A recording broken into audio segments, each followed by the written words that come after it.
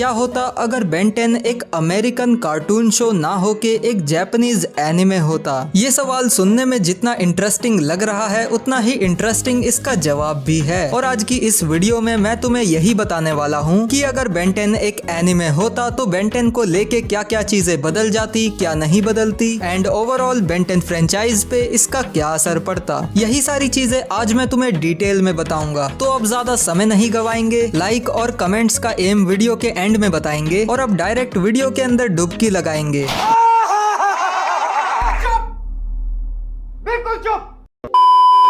तो अगर बेन 10 एक अमेरिकन कार्टून शो ना होके एक जापानीज एनिमे होता तो जो सबसे पहला और सबसे ऑब्वियस चेंज जो इसमें आता वो है इसका आर्ट स्टाइल और एनिमेशन। अब देखो, नो डाउट बेन 10 जिस एनिमेशन और आर्ट स्टाइल के साथ शुरू हुआ था वो डेफिनेटली बहुत ही ज्यादा अच्छा था और इनफैक्ट मैं तो ये भी कहूंगा कि क्लासिक सीरीज का आर्ट स्टाइल और एनिमेशन जितना होना चाहिए था उससे भी ज्यादा बेहतर था। कैरेक्टर डिजाइन्स काफी अच्छे थे, बैकग्राउंड्स भी डिसेंट थे और इवन क्लासिक सीरीज का साउंड डिजाइन भी बहुत ही जबरदस्त था। और क्लासिक सीरीज के बाद आने वाली जितनी भी सीरीज थी उनका आर्ट स्टाइल, एनिमेशन और म्यूजिक वगैरह भी काफी सही था। हालांकि बेन 10 ओमनीवर्स के आर्ट स्टाइल को लेके थोड़े से पंगे हुए थे लेकिन समय के साथ लोगों ने उसे एक्सेप्ट कर लिया। पर अगर बेन 10 एक एनिमे होता तो उसे ये सब शायद झेलने की जरूरत नहीं पड़ती, क्योंकि जैसा कि आपको पता है कि एनिमे में कैरेक्टर्स के डिजाइन्स, एनिमेशन, म्यूजिक, बैकग्राउंड, इन सब चीजों पे बहुत ज्यादा ध्यान दिया जाता है। तो इसलिए जो फाइनल प्रोडक्ट निकल के आता है वो बहुत ही ज्यादा ब्यूटीफुल होता है। और ऐसा ही सेम बेन 10 के साथ भी होता। एनिमेशन और आर्ट स्टाइल बाकी सारे एनिमे की तरह ही एकदम टॉप नॉच होता। बैकग्राउंड्स काफी ज्यादा डिटेल्ड और काफी हद तक रियलिस्टिक लगते। म्यूजिक और भी ज्यादा जबरदस्त और दमदार होता। और ये सारी चीजें बेन 10 की आगे आने वाली हर एक सीरीज के साथ साथ और भी ज्यादा बेहतर होती चली जाती। पर यहाँ पे एक और चीज है जिसकी मैंने बिल्कुल भी बात नहीं की और वो है स्टोरी। स्टोरी में मेरे ख्याल से कोई बहुत बड़े बड़े चेंजेस नहीं होंगे बल्कि बहुत छोटे छोटे चेंजेस होंगे, लेकिन जो मेन स्टोरी लाइन होगी वो सेम टू सेम वैसी ही होगी जैसा कि हम जानते हैं। पर यहाँ पे एक बहुत बड़ा डिफरेंस हो सकता है बेन 10 के क्रिएटर्स को लेके, क्योंकि जैसा कि हम जानते हैं कि बेन 10 को 4 लोगों की एक टीम ने क्रिएट किया था जिसका नाम था मैन ऑफ एक्शन। और उन्होंने अपना ये आइडिया पिच किया था कार्टून नेटवर्क को, जिन्होंने बाद में इस पे शो बना दिया। पर अगर बेन 10 जापान से ओरिजिनेट हुआ होता तो पहले उसका एनिमे नहीं आता बल्कि पहले उसकी मांगा आती। मांगा का मतलब होता है जापान की कॉमिक्स, और जापान की इंडस्ट्री इसी तरह से काम करती है। अगर तुम अपनी स्टोरी को लोगों तक पहुंचाना चाहते हो तो पहले तुम्हें अपनी स्टोरी को मांगा के रूप में ड्रॉ करना होगा, फिर तुम्हें अपनी मांगा को कई सारे पब्लिशर्स के पास लेके जाना होगा ताकि एक ना एक पब्लिशर तुम्हारी मांगा को पसंद करे और उसे पब्लिश करके लोगों तक पहुंचाए। एंड अगर तुम्हारी किस्मत अच्छी रही, लोगों को तुम्हारी मांगा पसंद आई और काफी ज्यादा पॉपुलर भी हो गई तो डेफिनेटली तुम्हारी स्टोरी का एनिमे अडेप्टेशन भी जरूर बनेगा। और हमारे केस में भी सेम ऐसा ही है। सबसे पहले तो बेन 10 की मांगा आती जिसको बनाने के पीछे शायद मैन ऑफ एक्शन की तरह 4 लोग ना होते बल्कि सिर्फ अकेला एक बंदा होता। वही अकेला पूरी स्टोरी लिखता, कैरेक्टर्स को डिजाइन करता और पूरी मांगा भी ड्रॉ करता, क्योंकि जापान में नॉर्मली ऐसा ही होता है। और बाद का तो तुम्हें पता ही है कि मांगा पॉपुलर होती और बाद में उस पे एनिमे बनता। और एनिमे तो अपनी जगह बेस्ट होता ही, लेकिन मांगा के भी अपने अलग फायदे होते। फॉर एग्जाम्पल, एनिमे के मुकाबले मांगा में स्टोरी काफी आगे चल रही होती। और अगर बेन 10 का एनिमे कुछ टाइम के लिए किसी रीजन की वजह से बंद भी हो जाता तो भी जो स्टोरी है वो मांगा में आगे बढ़ती रहती। और हम जैसे कंटेंट क्रिएटर्स जो कि बेन 10 पे वीडियोस बनाते हैं उनके पास भी कंटेंट की कोई कमी नहीं होती। और यहाँ पे मैं एक और चीज क्लियर कर दूं कि हाँ, वैसे बेन 10 की कॉमिक्स आती तो है लेकिन वो सारी की सारी कॉमिक्स नॉन कैनन होती है, यानी कि उन कॉमिक्स का बेन 10 के शो की मेन स्टोरी लाइन से कहीं से भी कोई भी कनेक्शन है ही नहीं। मतलब उन कॉमिक्स को मजे मजे में तो पढ़ सकते हो लेकिन उसमें जो बताया गया है उसे सीरियसली बिल्कुल भी मत लेना और कैनन समझने की गलती तो बिल्कुल भी मत करना। एनीवेज, बेन 10 के एनिमे होने पर एक और बहुत बड़ा चेंज जो हमें देखने को मिलता वो होता उसकी एज रेटिंग्स में। अभी तक हमने बेन बेंटेन क्लासिक से लेके बेंटेन रिबूट तक जितनी भी बेंटेन की सीरीज देखी वो सारी की सारी ही रेटेड पीजी थी, मतलब कि उन्हें 8 से लेके 12 साल तक के बच्चों के लिए बनाया गया था। पर अगर बेंटेन एक एनिमे होता तो डेफिनेटली उसकी रेटिंग पीजी तो बिल्कुल भी नहीं होती, बल्कि या तो वो PG-13 होता या फिर R रेटेड होता, क्योंकि ज्यादातर एनिमे जो है वो टीनेजर्स और अडल्ट्स को ही टारगेट करते हुए बनाए जाते हैं, जिसमें तुम्हें वायलेंस और ऐसी ऐसी चीजें भर भर के देखने को मिल जाएगी जिसका मैं यहाँ पे नाम ना ही लूं तो अच्छा है। ऊपर से बेंटेन का तो जॉनरा भी एक्शन, एडवेंचर और साईफाई वाला है, जिसमें एलियंस, प्लैनेट्स, मैजिक और भी पता नहीं क्या क्या है। तो ऐसे एनिमे में वो लोग वायलेंस ना दिखाएं ऐसा हो ही नहीं सकता।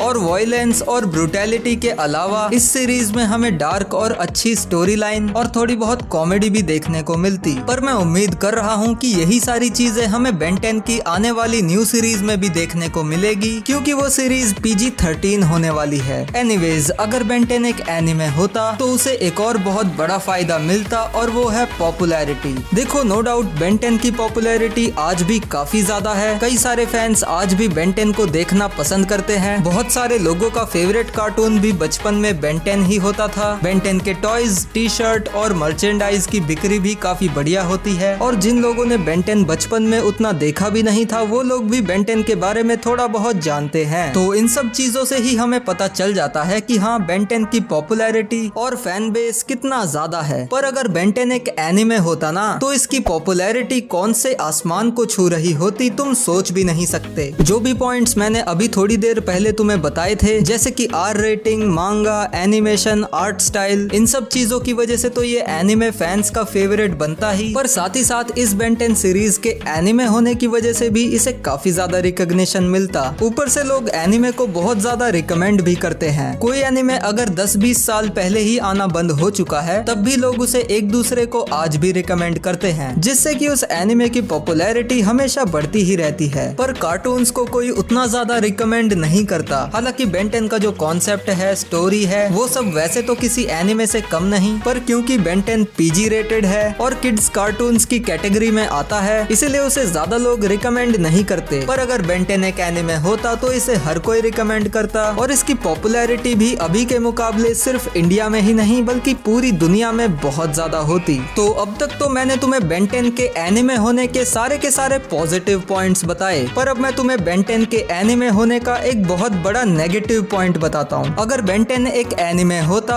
तो हम उसे ज्यादा समय के लिए इंडिया में नहीं देख पाते। मे बी शायद अल्टीमेट एलियन तक ही हम बेंटेन को इंडिया में देख पाते, क्योंकि इस समय तक बाकी सारे एनिमे की तरह ही बेंटेन भी इंडिया में आना बंद हो जाता। उसके बाद आगे आने वाली जितनी भी बेंटेन की सीरीज हैं, उन्हें हम कभी भी हिंदी में लीगली इंडिया में नहीं देख पाते, बल्कि हमें पायरेसी करके उन्हें देखना पड़ता। और फिर वही इंडिया में एनिमे को वापस लाने के लिए कैंपेन वगैरह किए जाते, जिससे मे बी बेंटेन वापस इंडिया में आ तो जाता, पर क्योंकि वो एक मैच्योर एनिमे होता तो इसीलिए उसे टीवी पे दिखाने के लिए काफी ज्यादा सेंसर करना पड़ता।